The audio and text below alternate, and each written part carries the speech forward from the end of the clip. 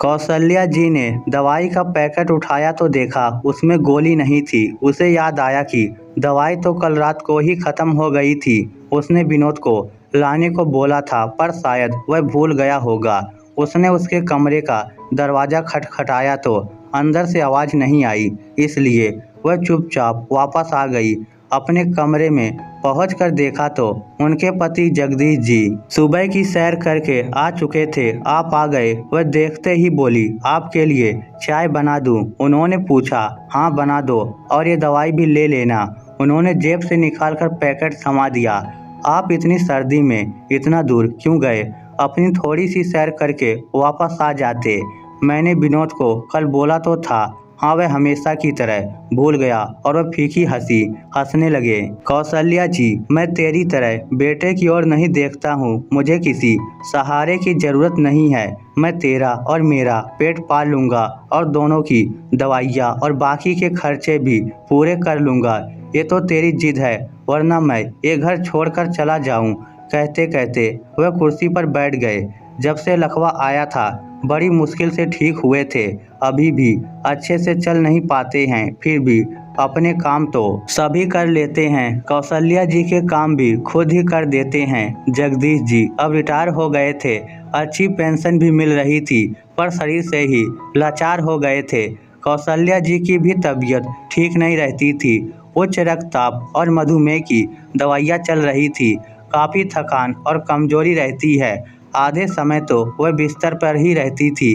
कभी कभी चाय बना देती थी, इससे ज़्यादा कुछ नहीं कर पाती थी। पति पत्नी दोनों ही बुढ़ापे में शरीर से लाचार हो जाए तो मुश्किल हो जाती है। जगदीश जी बैंक में मैनेजर के पद पर थे। सालों काम किया, पर रिटायरमेंट के बाद जीवन ही बदल गया। उनका सब कुछ खाली हो गया था। एक रात अचानक लकवा आ गया तो वह कौशल्या जी पर पूरी तरह निर्भर हो गए थे। अब बड़ी मुश्किल से चलने फिरने लायक हुए थे। उसने एकमात्र बेटे विनोद को पाला। उसे कभी किसी चीज की कमी महसूस नहीं होने दी। विनोद की शादी अंजलि से करवा दी, जो उसी के ऑफिस में काम करती थी। अंजलि अपने काम में व्यस्त रहती थी और घर की देखरेख में ज़्यादा ध्यान नहीं देती थी। ऑफिस से आकर भी वह कभी अपने सास ससुर के पास ना तो बैठती थी, ना ही कभी उनके हाल चाल पूछती थी। घर तो जगदीश जी का ही था, फिर भी वह एक मेहमान की तरह रह रहे थे। दोनों बेटे बहू कमाने और अपनी जिंदगी जीने में मस्त थे। घर में हर काम के लिए नौकर लगे हुए थे। खाना बनाने वाली खाना बनाकर रख जाती थी तो कौशल्या जी लेकर खा लेती थी। जो सब्जी पसंद नहीं आती थी वह भी खानी पड़ती थी। तीखी तेज मसालेदार सब्जी गले में नीचे नहीं उतरती थी। उन लोगों को दही खाने की भी आदत थी, पर वह भी घर में जमाती नहीं थी। पैकेट का दही उन्हें पसंद नहीं आता था। एक दिन उन्होंने अंजलि से कह दिया कि रसोई में जगदीश जी और मेरा खाना मैं खुद बनाकर खा लिया करूंगी। इस पर वह गुस्सा हो गई। फिर तो हम घर के सभी काम वालियों की छुट्टी कर देते हैं। सारा काम भी आप ही कर लिया करो। अलग से खाना बनाओगे तो दिन भर रसोई फैली रहेगी। जाने कितना तेल और घी का नुकसान करोगे। इसलिए जो बैठे बिठाए मिल रहा है वही खा लीजिएगा। कौशल्या जी चुप हो गई। आजकल के ज़माने में पढ़ी लिखी नौकरी पेशा बहू के साथ मुझ जैसी गंवार का रहना मुश्किल है। मुझे तो जैसे अकल ही नहीं है। मैंने तो विनोद को पाला ही नहीं था। मुझे तो खाना बनाना आता ही नहीं है। घी तेल का कोई हिसाब ही नहीं आता। और वह जगदीश जी के कंधे पर सिर रखकर रोने लगती हैं। यूँ तो घर में सब सुख सुविधाएं थी, पर फिर भी दोनों खुद को लाचार महसूस करते थे। दोनों आपस में ही एक दूसरे से दुख दर्द बांट लिया करते थे। विनोद और अंजलि तो कभी आकर तबीयत भी नहीं पूछते थे। सुबह उठकर जिम चले जाते थे, नाश्ता करके ऑफिस, शाम को देर तक आते तो अपने लैपटॉप में काम करते रहते थे। रात तक मूवी या टीवी में व्यस्त रहते थे। दोनों के पास अपने बच्चे को पैदा करने का भी समय नहीं था। शादी को 3 साल हो गए थे। एक दिन कौशल्या जी ने बच्चे के लिए पूछ लिया तो अंजलि ने उनका मुंह बंद करवा दिया। आज तो पूछ लिया पर आगे से मत पूछना, मेरी मर्जी है मैं बच्चे पैदा करूं ना करूं। अभी तो मुझे बहुत काम करने हैं और बड़ी वाली कार और बड़ा सा घर लेना है। बच्चे के आते ही सब खर्चे लग जाएंगे। सिर्फ बच्चे पैदा करना ही एक औरत की जिम्मेदारी नहीं होती है, उसकी अपनी भी कोई जिंदगी होती है। कौशल्या जी ने फिर कभी नहीं पूछा। उन्हें बार बार अपमान के घूंट पीना अच्छा नहीं लगता था। वह वैसे ही अपनी और अपने पति की बीमारी से परेशान थी। शरीर में कोई भी बीमारी लगे वह शरीर को तोड़कर रख देती है। वह भरसक कोशिश करती थी कि वह स्वस्थ रहे, क्योंकि उन्हें पता था कि बीमार आदमी कोई भी हो वह सबको बोझ ही लगता है। एक सुबह जब वह उठी तो देखा घर में कोई हलचल नहीं हो रही है। उन्होंने हर कमरे को खोलकर देखा तो पता लगा कि घर में विनोद और अंजलि नहीं हैं। उन्होंने जगदीश जी से पूछा तो उन्हें भी पता नहीं था। उन्होंने अपनी अलमारी खोलकर देखा तो पता लगा कि उसमें रखा नगद और गहने सभी गायब हो चुके थे। वह सब समझ गए। बच्चों ने धोखे से घर में रखा हुआ सभी सोना हथिया लिया और उन्हें धोखा दे दिया। वह पिता होने के नाते चुप ही रहे। कुछ घंटों बाद दोनों आए और बोले कि हमने अमुक सोसाइटी में बड़ा सा फ्लैट बुक करा लिया है। कुछ महीनों बाद फ्लैट मिल जाएगा तो फिर हम दोनों वहीं पर रहने चले जाएंगे। आप दोनों भी फिर गांव के पुश्तैनी घर में चले जाना। विनोद ने कहा, नहीं बेटा, मैं और तेरी माँ तो इसी घर में रहेंगे। अब गांव के उस खंडहर में जाकर हम क्या करेंगे? वहाँ कुछ सुविधाएं भी नहीं है।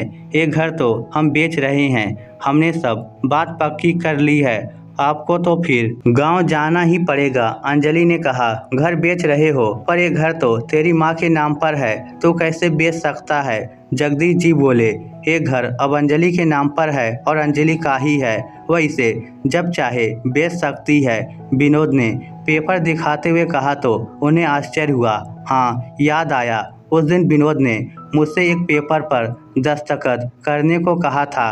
कह रहा था कि बैंक में कुछ काम है तो आपके साइन चाहिए, तो मैंने कर दिए। कौशल्या जी ने बोला, मुझे क्या पता था कि इसकी मेरे घर पर नज़र है। ये घर बेच देगा तो हम कहाँ पर रहेंगे? और ये कहकर वह सुबकने लगी। जगदीश जी को कुछ समझ नहीं आ रहा था। आखिर उनके अपने बेटे बहू ने उन्हें इतना बड़ा धोखा दिया है। दोनों ने घर बेच दिया और बड़ी सी सोसाइटी में रहने को चले गए। जगदीश जी अपनी पत्नी को लेकर गांव चले गए। अब अपने ही बेटे के खिलाफ किससे शिकायत करते? अकेले कहाँ इस उम्र में कोर्ट कचहरी के चक्कर लगाते? वे अपने दिन बिता रहे थे और कुछ नहीं पर पेंशन का बड़ा सहारा था। कौशल्या जी ने भी अपने को संभाल लिया था। उनके जीवन की गाड़ी पटरी पर चलने लगी थी। आसपास के पड़ोसियों और रिश्तेदारों से मन लगने लगा था। कुछ महीनों बाद एक सुबह वह उठे ही थे कि दरवाज़ा कोई खटखटा रहा था। उन्होंने दरवाज़ा खोला तो देखा सामने विनोद और अंजलि बदहाल खड़े थे। वह अपने बच्चों को इस हाल में देखकर बहुत दुखी हुए। उन्होंने दोनों को अंदर बुलाया। कौशल्या जी ने खाना खिलाया। फिर वह दोनों रोने लगे और उनके चरणों में गिर पड़े। आप दोनों हमें माफ़ कर दीजिए, ये सब हमारी गलती है। हमने आपको बहुत परेशान किया, दुखी किया, धोखे से सब हड़प लिया और आज हमारे साथ भी वही सब हुआ है। वक्त की मार ने हमें सबक सिखाई दिया। हमने जो कुछ आपसे छीना था ईश्वर ने वह वापस हमसे छीन लिया है। हम दोनों धोखे से जेवर और घर लेकर उस फ्लैट में चले गए। उस घर को हमने अच्छे से सजा लिया था, पर ये पता नहीं था कि माँ बाप का दिल दुखाकर आज तक कोई भी सुखी नहीं हो पाया है। उस बड़ी सोसाइटी में हम गलत लोगों की संगत में आ गए। रोज़ शराब पीने लगे और जुआ खेलने लगे। बड़ी पार्टियों में यही सब होता है। वही मेरी दोस्ती प्रमोद से हुई। प्रमोद बड़ा ही शातिर दिमाग वाला था। उसे जुए में कोई जीत नहीं सकता था। दोस्तों ने मुझे उकसाया और मैं उसके साथ जुआ खेलने लगा। उसकी चालाकी के चलते मैं जुए में सब हार गया, सारा सोना, नगद और वह फ्लैट भी जो हमारे सपनों का घर था।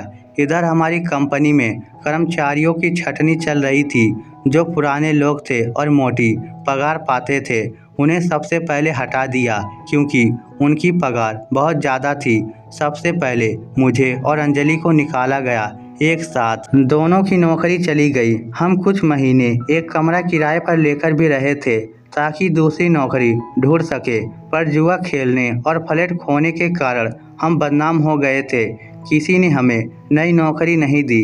सब दोस्तों ने साथ भी छोड़ दिया। थोड़े बहुत पैसे थे, वह भी ख़त्म हो गए। तो सोचा जिसका कोई नहीं होता है उसके माँ बाप तो ज़रूर होते हैं। इसी आस में आपके पास चले आए ताकि आपसे माफ़ी मांग सके और सहारा भी मिल सके। हम दोनों पैसे और पद के नशे में बहुत ऊपर उड़ रहे थे, पर वक्त की मार से हमारी अकल ठिकाने आ गई है। इस वक्त की मार और भगवान के न्याय से कोई बच नहीं पाया है। हमें आपके सहारे की बहुत ज़रूरत है। विनोद कहता जा रहा था। उसकी आंखों से आंसू बहते जा रहे थे और अंजलि भी चुपचाप शर्मिंदा सी कोने में खड़ी थी। वह भी बोली, मम्मी जी मुझे माफ़ कर दीजिए, मैंने आपके साथ बहुत बुरा व्यवहार किया। आप तो मेरी माँ जैसी हैं और मैंने ही आपको बहुत तकलीफ़ दी। मेरी जिद की वजह से विनोद ने आपके धोखे से साइन ले लिए थे। मैं ये जिद ना करती तो हमारे सिर पर आज छत तो रहती। मेरी वजह से आज ये बुरे दिन आए हैं। अंजलि अब रोना बंद करो। कुछ तकलीफ़ें और दर्द हमें सबक सिखाने भी आती है। चिंता मत करो, तुम्हें अपनी भूल पर पछतावा है तो तुम्हारा अच्छा समय भी आएगा। इंसान को धोखा देता है पर वह भूल जाता है कि सबसे बड़ा न्यायाधीश तो ऊपर वाला है। वह सब बराबर कर देता है। उसकी लाठी में आवाज़ नहीं होती है। माँ बाप का मन तो होता ही है मोम जैसा, बच्चे के दर्द से एक सेकंड में पिघल जाता है। दोनों के आंसू पोंछकर कौशल्या जी ने बच्चों को गले से लगा लिया और खाना खिलाकर उन्हें सुला दिया। जगदीश जी चिंतित हो रहे थे। आहिस्तर अभी तो बच्चों का शुरुआती जीवन है, दोनों को आगे बहुत ज़िंदगी जीनी है। उनकी पेंशन इतनी ज़्यादा भी नहीं थी कि चारों का खर्चा चला सके। फिर कोई दो रोटी की तो बात नहीं है, इसके अलावा भी और भी खर्चे होते हैं। वह चिंता के मारे सो नहीं पाए थे और कुछ ऐसा करना चाहते थे ताकि बच्चे जीवन भर गर्व से सिर उठाकर जी सके। उन्होंने पड़ोसी से बात की तो उन्होंने बताया कि उनके सेठ को एक तेज दिमाग वाले इंसान की ज़रूरत है जो अच्छे से हिसाब कर सके और नीचे काम करने वाले कारीगरों से काम करवा सके। विनोद वहां पर साक्षात्कार देने लगा। उसके सिर पर माँ बाप का आशीर्वाद था तो वह सफल हो गया और नौकरी करने लगा। अंजलि ने बच्चों को पढ़ाना शुरू किया। देखते ही देखते बहुत बच्चे आने लगे। उसने अपने गांव के घर को स्कूल में बदल लिया। स्कूल से अच्छी कमाई होने लगी। जगदीश जी और अंजलि स्कूल संभालने लगे। 2-3 पढ़ाने के लिए टीचर भी रख लिए। अब कौशल्या जी का भी मन लगने लगा। घर के आंगन में बच्चों की चहल पहल थी, पर उनका आंगन अभी तक सूना था। एक दिन अंजलि पढ़ाते हुए चक्कर खाकर गिर पड़ी तो पता चला कि वह माँ बनने वाली है। कौशल्या जी की आंखें भीग गई। आखिर ईश्वर ने इतने कष्ट और पीड़ा के बाद उन्हें जीवन की सबसे बड़ी खुशी दे ही दी। कुछ महीनों बाद उनके आंगन में उनका पोता खेल रहा था। अब दोनों पति पत्नी अपने पोते के साथ खेलते थे। विनोद और अंजलि काम भी करते थे और उन दोनों की सेवा भी करते थे। दोस्तों, जो माँ बाप का दिल दुखाते हैं वह कभी सुखी नहीं रह पाते। इसलिए सदैव अच्छे कर्म करें, माँ बाप की सेवा करें। उनका आशीर्वाद आपको मिलता रहेगा और आप सदैव सफल और सुखी रहेंगे। इस स्टोरी को लेकर आपकी क्या राय है, नीचे कमेंट करके हमें ज़रूर बताइएगा। धन्यवाद।